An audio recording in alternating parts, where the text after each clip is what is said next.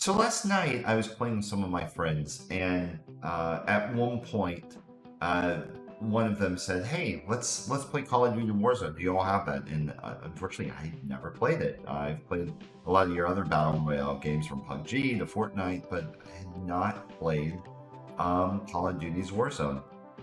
And I was like, "Well, I can quickly download it." And they're like, "It's gonna take a little bit." I pulled it up. It's a 100 gig file. And to my surprise, though, well, actually, not to my surprise, to their surprise, thanks to Shadow's gigabyte connection, it was actually pretty quick.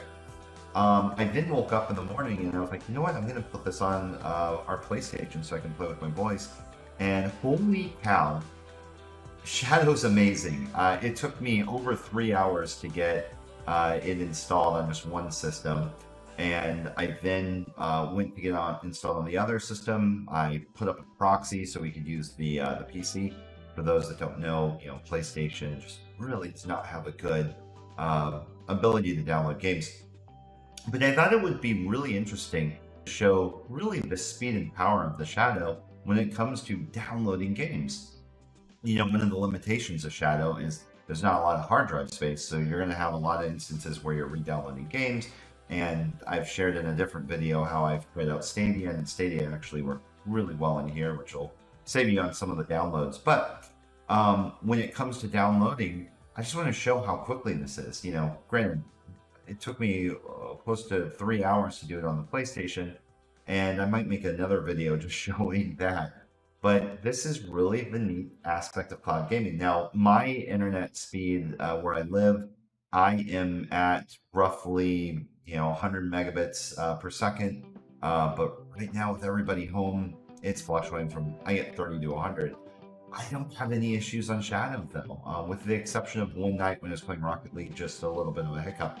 But let's get started. So if you don't have the Blizzard downloader yet, one of the things you're going to need to do is actually come to blizzard.com. And let's go ahead and first start and either create an account or log in. I already have an account, so I'm going to go ahead and log in. If you don't, though, create one, get started there. I'm going to go ahead and enter my information. All right, I'm going to go ahead and log in.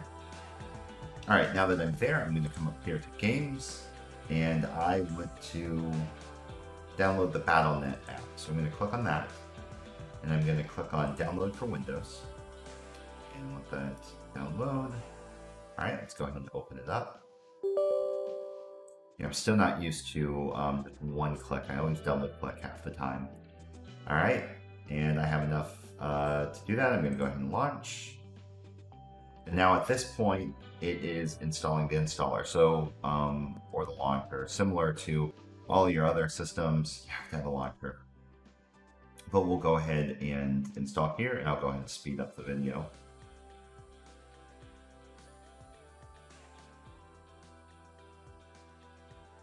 All right, although I sped it up a little bit there, it only roughly took about 45 seconds to install. And let's go ahead and sign in. I hit keep me logged in. I'm going to go ahead and log in. And now I am logging into the launcher. All right, it does not find any games for me, and that's okay. I'm going to go ahead and hit close for right now. And let's go down here to Call of Duty Modern Warzone, and I have it here, and I want to install it. So I'm going to go ahead and install.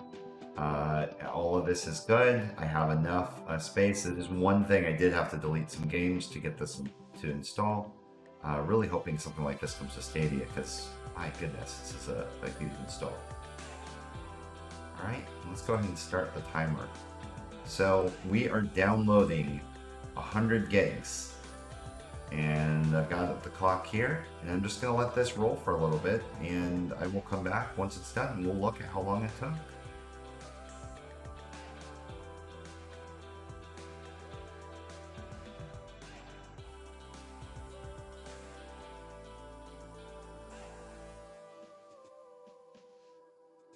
All right, welcome back. So we are pretty much right at the end of the download. And looks like we've got just a little above a gig left right there. And look at that, 13 minutes and 50 seconds. I think we're gonna hit it right at a little over 14 minutes and we're done. So how amazing is that? It took me over 3 hours to do this with my home internet connection with my PlayStation. So what I can do real quick is show you what I'm getting speed-wise. This is my home network, so this is not through Shadow. And I'm getting roughly around 100 megabits per second. It works well. Last night I think I was in like the 30, 35 range or so forth. But the neat thing is going through Shadow, how fast it is. I mean, literally on my own network with my current speeds, it took me about 3 hours to download a 100 gig file through my PlayStation. Granted, the PlayStation's not the most accurate system to run a speed test on, but it still gives you a nice idea of the speeds that you'll have if you use Shadow. Thank you very much for watching. Please hit the subscribe button if you like this video, and click the bell icon if you'd like to see future videos coming out. Down below I will have one of my videos where I originally joked around about trying Stadia, and it worked really well, and I'm looking to have more videos like that, and just looking at the whole perspective when it comes to cloud gaming and other technologies that are similar. Thank you very much for watching. I hope you have an awesome day.